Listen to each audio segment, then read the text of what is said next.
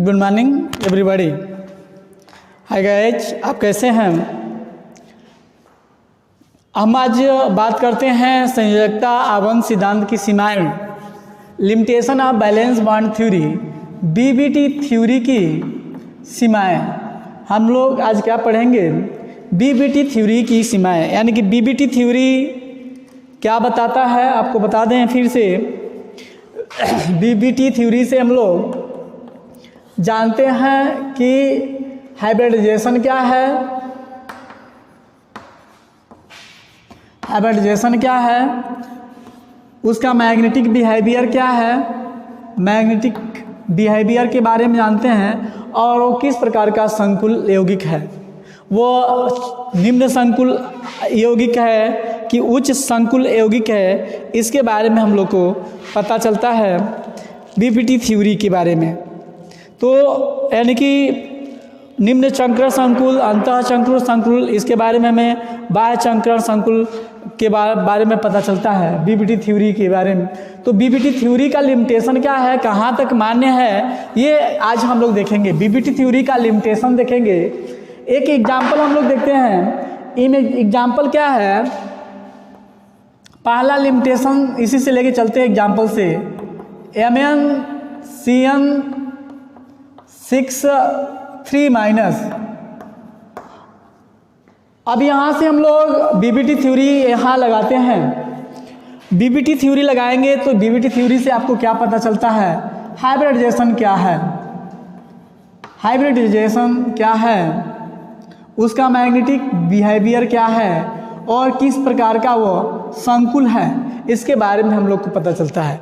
तो आइए पहले हम लोग देखते हैं। इसमें आपका सेंट्रल एटम जो है वो है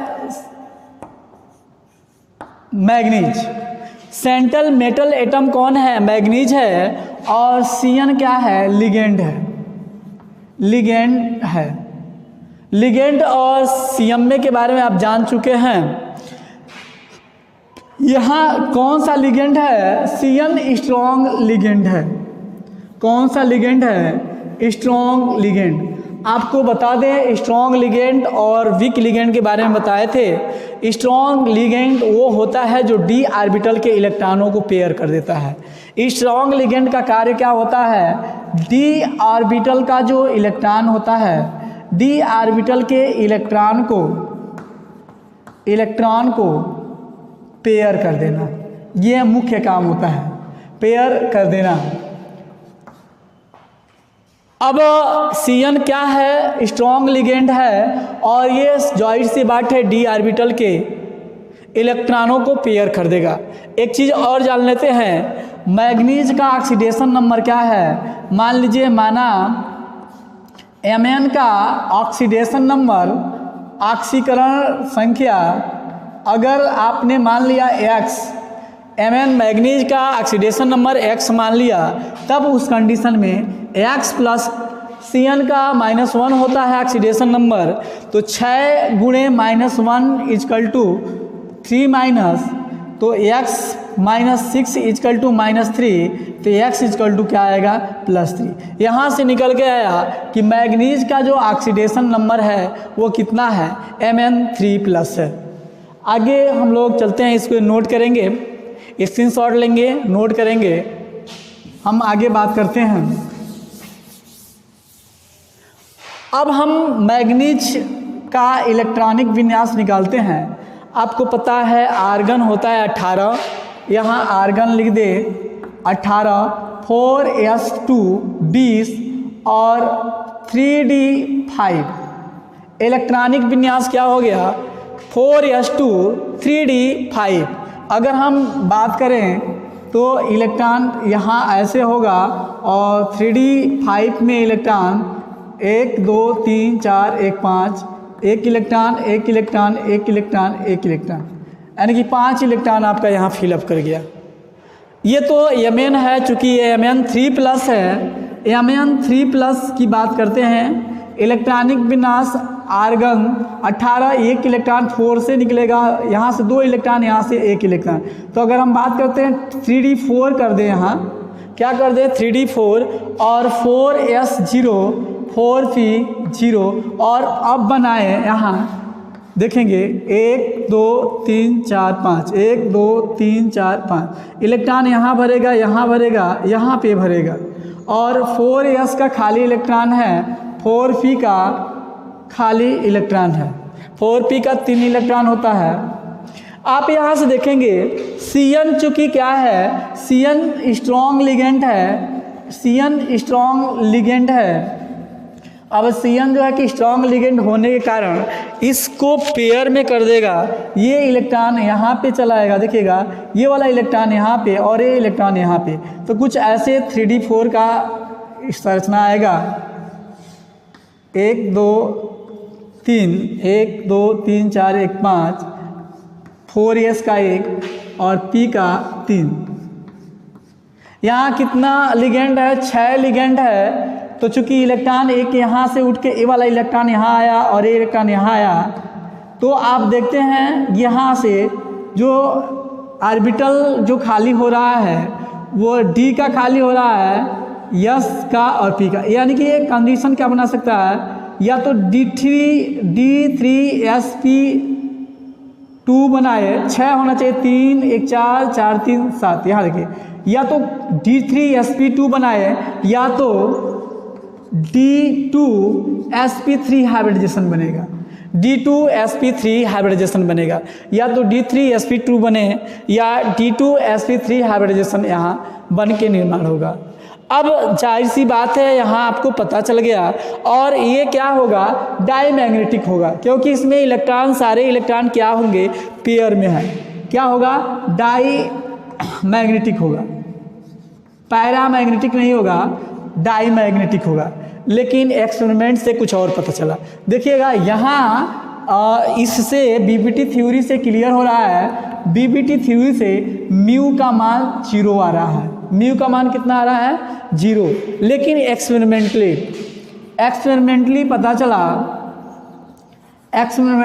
पता ये चला कि जो म्यू का मान है इस कंपाउंड के लिए √8 आया। कितना आया, √8 आया। इसमें जो इलेक्ट्रॉन अनपेयर्ड होते हैं, इलेक्ट्रॉन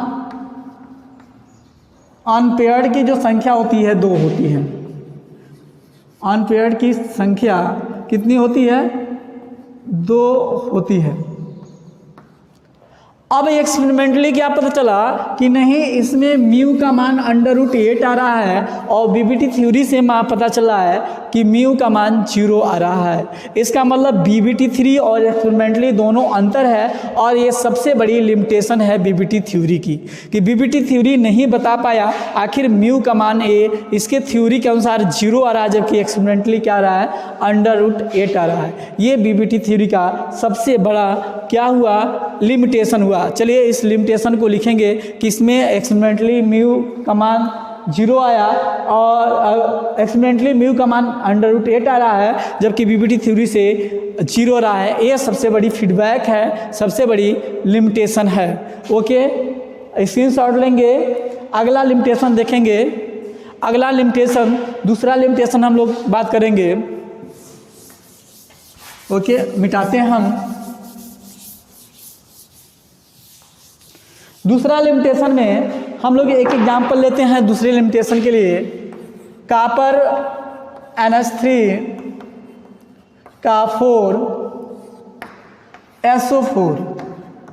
आप ऐसे इसको भी लिख सकते हैं, या ऐसे या लिख सकते हैं, कॉपर NH3 का 4 2- क्योंकि कॉपर सल्फेट पे 2- होता है, 2- कर सकते हैं। क्या कर सकते हैं, 2- एक्चुअली 0। ये बस यही रहने दीजिए, यही आपको समझा दे रहे हैं। यहाँ देखेंगे कॉपर का ऑक्सीडेशन नंबर निकालें, X + NH3 का 0 होता है, प्लस सल्फेट का -2 = 0, तो X बराबर क्या हो जाएगा, +2। यहाँ कॉपर का ऑक्सीडेशन नंबर क्या आ गया, +2 आ गया। कॉपर का ऑक्सीडेशन नंबर क्या आ गया, +2 आ गया। ये हमें पता चल गया। यानी कि अगर हम बात करें, कॉपर यहाँ क्या है, CMA है, और NH3 क्या है, लिगेंड है। और कौन सा लिगेंड है? Strong ligand. कौन सा लिगेंड है? Strong ligand. और स्ट्रॉन्ग लिगेंड का कार्य क्या होता है? वो डी ऑर्बिटल के इलेक्ट्रॉनों को क्या कर देना? पेयर में कर देना। तो NH3 भी क्या कर देगा? डी ऑर्बिटल के इलेक्ट्रॉनों को पेयर में कर देगा। जरा हम लोग कापर का इलेक्ट्रॉनिक विन्यास निकालते हैं, 29 होता है। आर्गन क्या हो जाएगा? Argon 18 4s1 3d 10। 3d क्या हो जाएगा? 10। ये हम लोग को पता है। इसमें एक इलेक्ट्रॉन 3d में कितने इलेक्ट्रॉन? 10 इलेक्ट्रॉन। 1 2 3 4 1 5 सारे में इलेक्ट्रॉन पेयर में होंगे। देखेंगे सारे इलेक्ट्रॉन क्या होंगे? पेयर में होंगे। अब ये चूंकि कॉपर 2+ है, क्या है? कॉपर 2+ है। आर्गन 18 और ये 3d 9 हो जाएगा और 4s 0 4p क्या हो जाएगा? 0।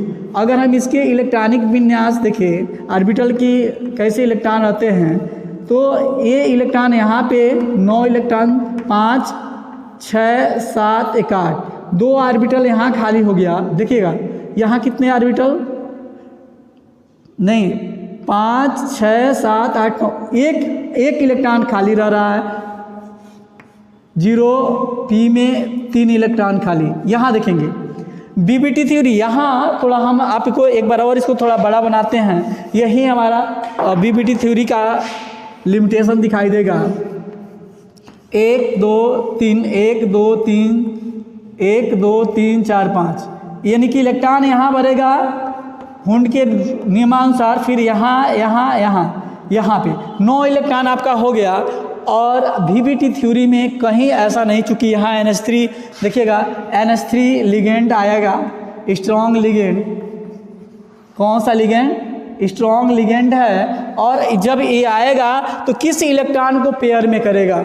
किस इलेक्ट्रॉन को पेयर में करेगा? क्योंकि यहाँ तो इलेक्ट्रॉन डी ऑर्बिटल में एक ही है, कहाँ जाएगा? और ऐसा बीबीटी थ्योरी में कहीं नहीं बताया गया है कि ये इलेक्ट्रॉन एक ही हो तो कहीं पेयर कर ले। कहाँ पेयर करेगा? नहीं ना पेयर करेगा। तो इससे ये क्लियर हो रहा है कि यहाँ ऑर्बिटल तो भरेगा ही नहीं। यहाँ जो NH3 है यहाँ आएगा ही नहीं। कहाँ आएगा? यहाँ पे। और हाइब्रिडाइजेशन क्या होगा? sp3 हाइब्रिडाइजेशन होगा। 1 3 1 4। कौन सा हाइब्रिडाइजेशन होगा?